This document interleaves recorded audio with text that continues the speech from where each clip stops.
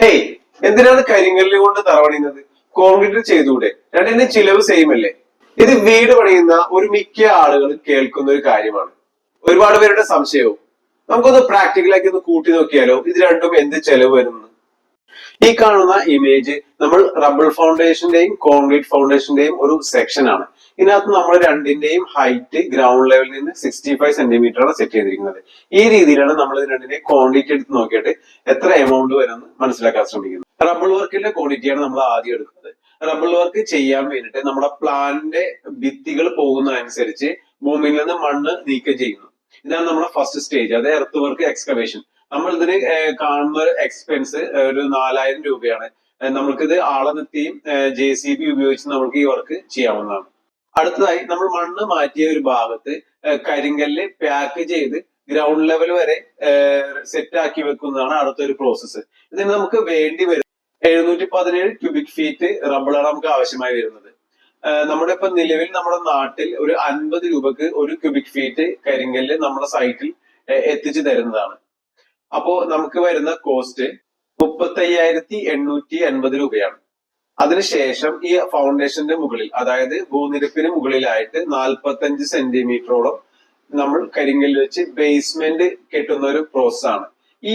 ഇതിനകത്ത് നമ്മൾ മുന്നേ ചെയ്ത വർക്കിൽ നിന്ന് വ്യത്യാസം, ഇതിൽ നമ്മൾ എംസാൻഡും സിമെന്റും ഉപയോഗിച്ച് സിമെന്റ് മോട്ടാർ ഉപയോഗിച്ചാണ് ഈ ഒരു പ്രോസസ്സ് കംപ്ലീറ്റ് ചെയ്യുന്നത്. ഇതിൽ നമുക്ക് വരുന്ന കരിങ്കല്ല് എത്രയാണെന്ന് വെച്ചാൽ 420 ക്യൂബിക് ഫീറ്റ് ആണ്. നമുക്ക് ഏകദേശം 21,000 രൂപയാണ് നമുക്ക് ചെലവ് വരുന്നത്. 100 ക്യൂബി എംസാൻഡ് നമ്മൾ ഉപയോഗിക്കുന്നുണ്ട്, കൂടാതെ 20 ബാഗ് സിമെന്റും. ടോട്ടൽ നമ്മൾക്ക് ഈ റബ്ബറിന്റെ ലേബർ കോസ്റ്റ് വരുന്നത്, ഫൗണ്ടേഷന്റെയും ബേസ്മെന്റിന്റെയും വരുന്നത് ടോട്ടൽ 1075 ക്യൂബിയാണ് നമ്മൾ കരിങ്കല്ല് ഉപയോഗിച്ചിരിക്കുന്നത്. അതേ ഇൻറ്റു 30 രൂപയാണ്. 32,250 നമ്മൾക്ക് റബ്ബർ വർക്ക് കഴിയുമ്പോഴുള്ള കോസ്റ്റ് വരുന്നുണ്ട്.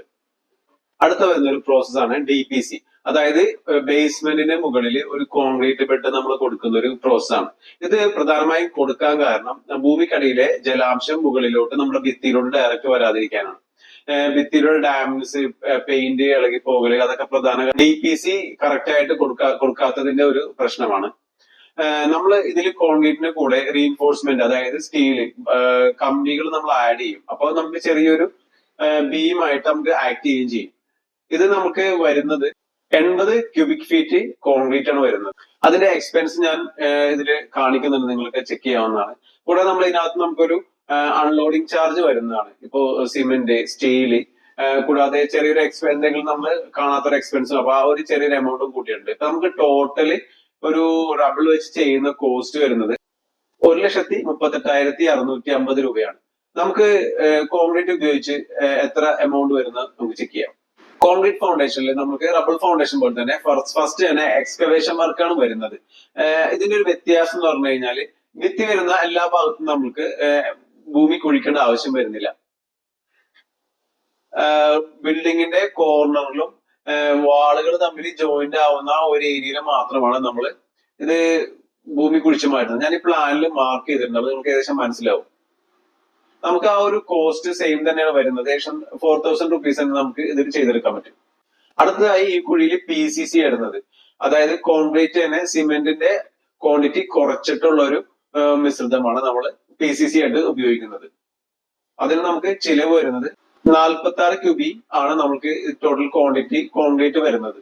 നമുക്ക് ടോട്ടൽ എക്സ്പെൻസ് ലാസ്റ്റ് ആയിരിക്കും കാണിക്കുന്നത്. ഇപ്പോ ഈ പറഞ്ഞ ഫുള്ള് കോൺക്രീറ്റ് ആയതിന്റെ പേരിൽ നമുക്ക് മെറ്റലും എംസാൻഡും സിമെന്റും റീഇൻഫോഴ്സ്മെന്റ്, അതായത് കമ്പികളാണ് വരുന്നത്. അപ്പൊ അതിന്റെ ടോട്ടൽ ക്വാണ്ടിറ്റി ആയിട്ട് നമുക്ക് ലാസ്റ്റ് ഡിവൈഡ് ചെയ്യാം. അപ്പൊ ഞാൻ ഇതിന്റെ പ്രോസസ്സ് പറഞ്ഞു പോകുന്നതാണ്. അടുത്തതായി ഫൂട്ടിംഗ് എന്ന് പറഞ്ഞൊരു രീതിയാണ് നമ്മൾ ഉപയോഗിക്കുന്നത്. ഇതിനകത്ത് പ്യുവർ RCC തന്നെ ഉപയോഗിക്കുന്നത്. നമുക്ക് പല മിക്സ് ഉണ്ട്, റേഷ്യോ 1:2:4, 1:1.5:3 റേഷ്യോ. നമുക്കത് നമ്മുടെ റിക്വയർമെന്റ് അനുസരിച്ചിട്ട് നമുക്ക് ഉപയോഗിക്കാവുന്നതാണ്. അടുത്തതായി ഈ ഫൂട്ടിംഗ് പ്ലിന്ത് ബീം വരെയുള്ള കോളം ചെയ്യുന്ന ഒരു മെത്തേഡാണ്. ഇതിൽ നമുക്ക് ചെറിയൊരു രീതിയിൽ ബ്രിക്ക് വർക്ക് വരുന്നുണ്ട്. ഇത് നമ്മുടെ ബിൽഡിങ്ങിന്റെ തറയുടെ ഹൈറ്റ് അഡ്ജസ്റ്റ് ചെയ്യുന്നതിന് വേണ്ടി നമ്മൾ ഉപയോഗിക്കുന്നതാണ്. നമ്മൾ പ്ലിന്ത് ബീം ഒരു 45 സെന്റിമീറ്റർ ആയിരിക്കും കൊടുക്കുന്നത്. നമുക്ക് നിലവിൽ തറയുടെ ഉയരം ഒരു 60-65 സെന്റിമീറ്റർ ആവശ്യമുണ്ടെന്നുണ്ടെങ്കിൽ ഈ പ്ലിന്ത് ബീമിന് താഴെ ബ്രിക്ക് വർക്ക് ചെയ്ത് അതിന് മുകളിലായിരിക്കും നമ്മൾ പ്ലിന്ത് ബീം ചെയ്യുന്നത്. ബ്രിക്ക് വർക്ക് ഒരു 130 ക്യൂബിക് ഫീറ്റ് ആണ് അതിന്റെ വർക്ക് വരുന്നത്. അടുത്തതാണ് പ്ലിന്ത് ബീമിന്റെ വർക്ക്. ഇതിൽ മുൻപിൽ വ്യത്യസ്തമായി നമുക്ക് അൺലോഡിംഗ് ചാർജ് കൂടുതൽ വരാൻ സാധ്യതയുണ്ട്. നമുക്കിതിന് ലേബർ ചാർജ് വരുന്നത് 120 രൂപയാണ് സ്ക്വയർ ഫീറ്റ്. ഇത് പ്ലിന്ത് ഏരിയ അടിസ്ഥാനമാക്കിയാണ് ഇതിന്റെ റേറ്റ് കണക്കാക്കുന്നത്.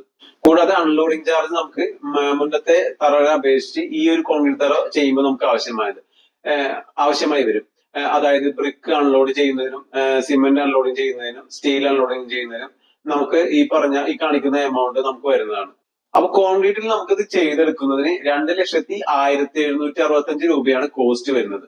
രണ്ട് തരത്തിലുള്ള ഫൗണ്ടേഷൻ നമ്മൾ കാൽക്കുലേഷൻ ചെയ്തപ്പോൾ ഡബിൾ ഫൗണ്ടേഷൻ ചെയ്യുന്നതിനേക്കാൾ 63,115 രൂപ കോൺക്രീറ്റ് ഫൗണ്ടേഷൻ ചെയ്യുമ്പോൾ നമുക്ക് കൂടുതലായി വരുന്നുണ്ട്. ഇതിൽ നിന്ന് നമ്മൾ മനസ്സിലാക്കേണ്ടത്, ഉറപ്പുള്ള ഭൂമിയാണ് എന്നുണ്ടെങ്കിൽ നമ്മൾ പരമാവധി ഡബിൾ ഫൗണ്ടേഷൻ ചെയ്യുകയാണെന്നുണ്ടെങ്കിൽ ഈ പറഞ്ഞ എമൗണ്ട് നമുക്ക് വീട് പണിയിൽ സേവ് ചെയ്യാൻ സാധിക്കും. ഇനി ഉറപ്പില്ലാത്ത മണ്ണാണെന്നുണ്ടെങ്കിൽ ഈ നിർബന്ധമായി കോൺക്രീറ്റ് ഫൗണ്ടേഷൻ തന്നെ ചെയ്യേണ്ടതാണ്. ഈ വീഡിയോ ചെയ്യാൻ കാരണം എന്ന് വെച്ചാല് ഈ നേരത്തെ പറഞ്ഞ രണ്ടിനും ഒരേ ചെലവ് വരും എന്നുള്ള ഒരു ആൾക്കാരുടെ തെറ്റായ ധാരണ ഒഴിവാക്കണം എന്നുള്ളത് കൊണ്ടാണ്. അപ്പൊ ഈ വീഡിയോ പരമാവധി ഷെയർ ചെയ്യുക. ചാനൽ സബ്സ്ക്രൈബ് ചെയ്യാത്തവർ സബ്സ്ക്രൈബ് ചെയ്യുക. Thank you.